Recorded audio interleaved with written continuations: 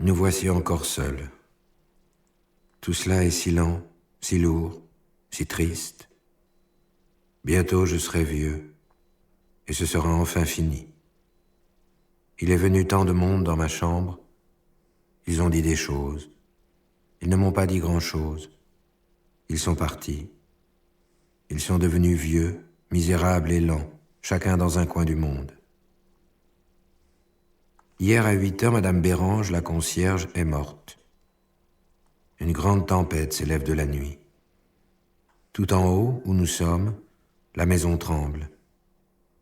C'était une douce et gentille fidèle amie. Demain on l'enterre, rue des Saules. Elle était vraiment vieille, tout au bout de la vieillesse. Je lui ai dit dès le premier jour, quand elle a toussé, « Ne vous allongez pas surtout, restez assise dans votre lit. » Je me méfiais. Et puis voilà. Et puis tant pis. Je n'ai pas toujours pratiqué la médecine, cette merde. Je vais leur écrire qu'elle est morte, Madame Bérange, à ceux qui m'ont connu, qui l'ont connue. Où sont-ils? Je voudrais que la tempête fasse encore bien plus de boucan, que les toits s'écroulent, que le printemps ne revienne plus, que notre maison disparaisse. Elle savait, Madame Bérange, que tous les chagrins viennent dans les lettres. Je ne sais plus à qui écrire. Tous ces gens sont loin. Ils ont changé d'âme pour mieux trahir, mieux oublier, parler toujours d'autre chose. Vieille Madame Bérange, son chien qui louche, on le prendra, on l'emmènera. Tout le chagrin des lettres, depuis 20 ans bientôt, s'est arrêté chez elle. Il est là dans l'odeur de la mort récente, l'incroyable aigre goût. Il vient d'éclore.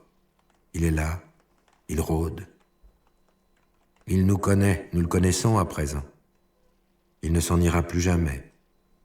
Il faut éteindre le feu dans la loge. À qui vais-je écrire? Je n'ai plus personne.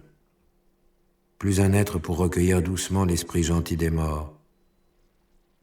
Pour parler après ça plus doucement aux choses. Courage pour soi tout seul. Sur la fin, ma vieille Bignole, elle ne pouvait plus rien dire. Elle étouffait.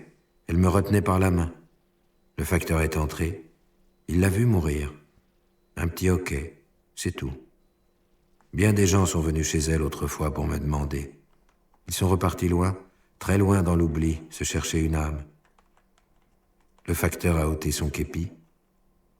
Je pourrais, moi, dire toute ma haine. Je sais. Je le ferai plus tard s'ils ne reviennent pas. J'aime mieux raconter des histoires. J'en raconterai de telles qu'ils reviendront, exprès pour me tuer, des quatre coins du monde. Alors ce sera fini, et je serai bien content. À la clinique où je fonctionne, à la fondation Linuti, on m'a déjà fait 1000 réflexions désagréables pour les histoires que je raconte. Mon cousin Gustin Sabaillot, à cet égard il est formel. Je devrais bien changer mon genre. Il est médecin lui aussi, mais de l'autre côté de la Seine, à la Chapelle-Jonction.